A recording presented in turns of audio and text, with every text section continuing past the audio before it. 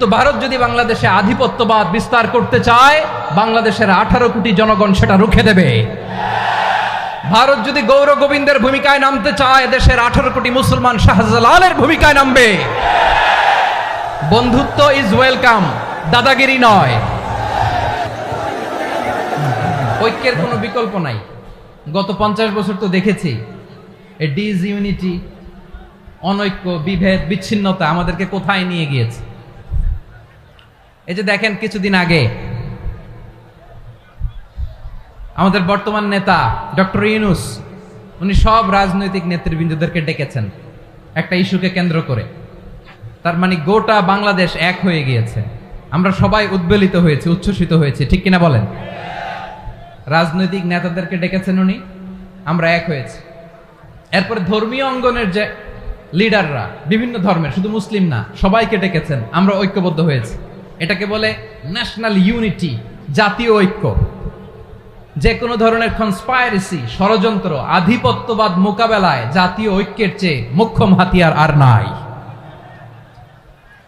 আমাদের একটা প্রতিবেশী দেশ আছে, আমরা আমাদের দেশ নিয়ে যত ভাবি, তারা তার চেয়ে বেশি ভাবে। কথা বুঝতেছেন না? আরো ভেঙে বলতে হবে। আমরা আমাদের দেশ নিয়ে যত উদ্বিগ্ন, এদের আরো টেনশন বেশি। বলেন, আমাদের দেশে শান্তি আছে না নাই? আমরা হিন্দু মুসলিমে কখনো দাঙ্গা লাগে? আসতে বলেন, কেন লাগে? ওদের পূজা পার্বণে আমাদের মাদ্রাসার ছেলেরা যে পাহারা দেয়, চিল্লায় বলেন ঠিক কিনা? আমাদের তাফসির মাহফিলের সময় ওরা ডিস্টার্ব করেন, ঢোল বাজায় না। ওদের পূজা পার্বণের সময় আমাদের তাফসির মাহফিলের ডেট হলে আমরা চেঞ্জ করে দেই। সুবহানাল্লাহ, কি সাম্প্রদায়িক সম্প্রীতির রোল মডেল। আর ওই বাংলাদেশের ব্যাপারে তারা অনেক ডিসইনফরমেশন ছড়াচ্ছিল। ভারতের অনেকগুলো গণমাধ্যম, আমি জেনারেলাইজ করব না, আমাদের প্রতিবেশী দেশের সব গণমাধ্যমকে আমি দোষ দিতে চাই না। অনেকগুলো গণমাধ্যম তারা ডিসইনফরমেশন শেয়ার করেছে। ডিসইনফরমেশন আর মিস ইনফরমেশনের পার্থক্য আছে। মিস ইনফরমেশন না জেনে ভুল বুঝে একটা মিথ্যা বা ভুল তথ্য ছড়িয়ে দেয়া, এটার ক্ষমা আছে, এটার কি আছে। আর ডিসইনফরমেশন মানে ইচ্ছা করে, প্ল্যান করে, ম্যাপ করে, ছক এঁকে মিথ্যা, গুজব, রটনা সোশ্যাল মিডিয়ায় ছড়ানো, এটার ক্ষমা আছে? আওয়াজ করে বলেন, ক্ষমা আছে? ভারতের কিছু গণমাধ্যম তাই করেছে। আমরা ব্যথিত হয়েছি, আমাদের হৃদয়ে রক্তক্ষরণ হয়েছে। আমাদের প্রতিবেশী দেশকে বলতে চাই, আমাদের দেশ নিয়ে আপনাদের ভাবার দরকার নাই। নিজের চরকায় তেল দেন, নিজের দেশ নিয়ে ভাবেন। গত মাসের ভয়েস অফ আমেরিকার রিপোর্ট, বাংলাদেশে সংখ্যালঘু জনগোষ্ঠী আগের চেয়ে বেশি নিরাপত্তা পাচ্ছে। Report voice of America, Muslim report নাকি? মুসলিম জরিপ, ভয়েস অফ আমেরিকা। কথা বুঝে নাই বোধহয়। ভয়েস অফ আমেরিকা কি আমাদের রিপোর্ট? না, ভয়েস অফ আমেরিকার জরিপ, বাংলাদেশের সংখ্যালঘু জনগোষ্ঠী আগের চেয়ে ভালো নিরাপত্তা পাচ্ছে। শুধু এখানেই শেষ না, মাইক্রোসফটের একটা জরিপ শোনাই আপনাদেরকে। তারা সারা পৃথিবীতে গুজব, ভুয়া আর মিথ্যা নিউজ ছড়ানোতে কোন দেশ সেরা একটা রিপোর্ট করেছে। এর মধ্যে 1 নম্বরে এসেছে ভারতের নাম। মাইক্রোসফট তো মুসলমানরা চালায় না? কথা বোঝে নাই বোধহয়। প্রতিবেশী দেশকে বলবো, আপনারা নিজের চরকায় তেল দেন, আপনারাও শান্তিতে থাকেন, আমাদেরকেও শান্তিতে থাকতে দেন। সব চেঞ্জ করা যায়, প্রতিবেশী চেঞ্জ করা যায় না। আমাদের ল্যান্ড তাদের ল্যান্ড, পাশাপাশি। আমরা চাই তারাও সুখে থাক, আমরাও সুখে থাকি, ঠিক কিনা? কিন্তু প্রতিবেশী হলে বন্ধুত্বপূর্ণ আচরণ করতে হয়। প্রতিবেশী যদি বন্ধু না হয়ে প্রভু হতে চায়, এরকম দানব প্রতিবেশী কেউ চায় না। ভারত যদি বন্ধুত্ব উপহার দেয়, আমরাও বন্ধুত্ব দিব, কি বলেন? তারা যদি বন্ধু সুলভ আচরণ করে, আমরাও বন্ধুত্ব উপহার দেব। কারণ আমাদের পররাষ্ট্র নীতি হচ্ছে সবার সাথে বন্ধুত্ব, কারোর সাথে বৈরিতা নয়। আলহামদুলিল্লাহ বলেন, কত চমৎকার পলিসি আমাদের। আমরা নির্বিবাদী, আমরা বাংলাদেশিরা শান্তিকামী। We are proud of that.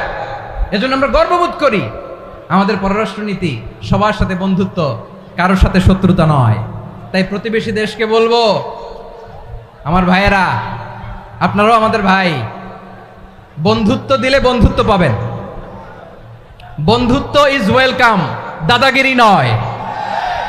বন্ধুত্ব ওয়েলকাম, দাদাগিরি নয়, লাউড এন্ড ক্লিয়ার।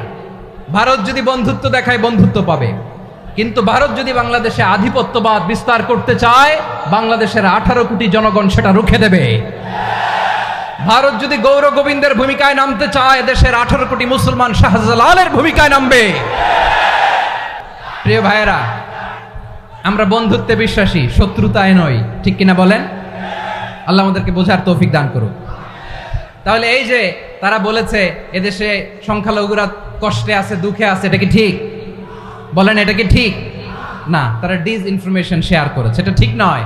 আমার প্রতিবেশী বন্ধু রাষ্ট্রকে বলবো, আপনারা এটা করবেন না, এটা করবেন না। আমরা শান্তিতে আছি, আপনারাও শান্তিতে থাকেন, আমাদেরকেও শান্তিতে থাকতে দেন। এই যে চিটাগাংয়ের অ্যাডভোকেট আলিফ হত্যাকাণ্ডে গোটা বাংলাদেশ আমরা ধৈর্যের পরাকাষ্ঠা দেখিয়েছে, চিল্লায় বলেন ঠিক কিনা? আমাদের নেতা আমাদেরকে ডেকেছে, আমরা শান্ত থেকেছি। আমরা শান্ত থাকতে চাই, আমরা ঐক্যবদ্ধ থাকতে চাই। যে কোনো ষড়যন্ত্র রুখে দেওয়ার জন্য ঐক্যবদ্ধ প্রচেষ্টার কোনো বিকল্প নাই। এবার আওয়াজ করে পেকুয়ার ভাইয়েরা বলেন, আমরা ঐক্যবদ্ধ জীবনযাপন করতে চাই কি চাই না? আল্লাহ তাআলা সে নির্দেশনাই দিচ্ছেন। আল্লাহ তাআলা ইরশাদ করছেন, ওয়া'তাসিমু বিহাবলিল্লাহি জামিআন ওয়া লা তাফাররাকু ওয়াযকুরু নি'মাতাল্লাহি আলাইকুম إذ كنتم أعداء فألف بين قلوبكم فأصبحتم بنعمته إخوانا وكنتم على حفرة من النار فأنقذكم منها كذلك يبين الله لكم آياته لعلكم تهتدون الله أكبر পড়েন। আল্লাহ বললেন, ও গোলামেরা শোনো, ওয়াতাসিমু বিহাবিলিল্লাহি জামিআ, ও আমার গোলামেরা সবাই মিলে আল্লাহর রশিকে আঁকড়ে ধরো। আল্লাহর রশি হলো ইসলাম, আল্লাহর রশি হলো কোরআন। আল্লাহ বললেন, কোরআনকে আঁকড়ে ধরো, ইসলামকে আঁকড়ে ধরো। একা একা আঁকড়ে ধরলে চলবে না, জামিআ সবাই মিলে আঁকড়ে ধরো। এই আদেশটা আমাদের জন্য দান করেছেন কে? আল্লাহ তাআলার নির্দেশ, ওয়াতাসিমু বিহাবলিল্লাহি জামিআ, সবাই মিলে আল্লাহর রশিকে আঁকড়ে ধরো। হাবলুল্লাহ মানে আল্লাহর রশি। হাবলুল্লাহ মানে কি? রশি। এই হাবলুল্লাহ আল্লাহর রশি বা আল্লাহর রজ্জু দ্বারা উদ্দেশ্য হচ্ছে ইসলাম। আল্লাহর রশি দ্বারা উদ্দেশ্য কি? তাফসিরে অনেক ব্যাখ্যা এসেছে। এই এরকম পরিস্থিতিতে তাফসিরের সূক্ষ্ম সূক্ষ্ম বিষয়গুলো আমরা শোনাতে চাই, কিন্তু পরিবেশ হয়ে ওঠে না। আল্লাহর রজ্জু বা আল্লাহর রশি দ্বারা উদ্দেশ্য হচ্ছে ইসলাম। আল্লাহর রজ্জু বা আল্লাহর রশি দ্বারা উদ্দেশ্য হচ্ছে কোরআন। কারণ কোরআন আমাদেরকে ঐক্যবদ্ধ করে, ইসলাম আমাদেরকে ঐক্যবদ্ধ করে। চিল্লায় বলেন ঠিক কিনা? এজন্য আল্লাহ বললেন, তোমরা আমার রশিকে আঁকড়ে ধরো, বিচ্ছিন্ন হয়ে না। আমার দেয়া নেয়ামতগুলো স্মরণ করো। যখন তোমরা ছিলে শত্রু, তোমাদের মধ্যে হৃদয়ে আমি আল্লাহ ভালোবাসা ঢেলে দিলাম, ফলে তোমরা সবাই ভাই ভাই হয়ে গেলে। তোমরা সবাই ছিলে জাহান্নামের কিনারায়, জ্বলন্ত অগ্নিকাণ্ডের পাশে। আমি আল্লাহ দয়া করে ঈমানের বদৌলতে তোমাদেরকে আগুন থেকে ফেরালাম। আমি আল্লাহ দয়া করে তোমাদেরকে জান্নাতের পথ দেখিয়ে দিলাম। সুবহানাল্লাহ পড়েন। এমন পথ দেখালাম যেই পথ তোমাদেরকে জান্নাতে নিয়ে যাবে, পথের দিশা তোমরা পাবে। লাআল্লাকুম তাহতাদুন। প্রিয় ভাইরা, তাহলে আমাদের যে ঐক্যবদ্ধ থাকতে হবে, এই নির্দেশটা কার? নাকি মন মতো আমি বানায় বলতেছি? আওয়াজ করে বলুন, নির্দেশটা কার? আল্লাহ।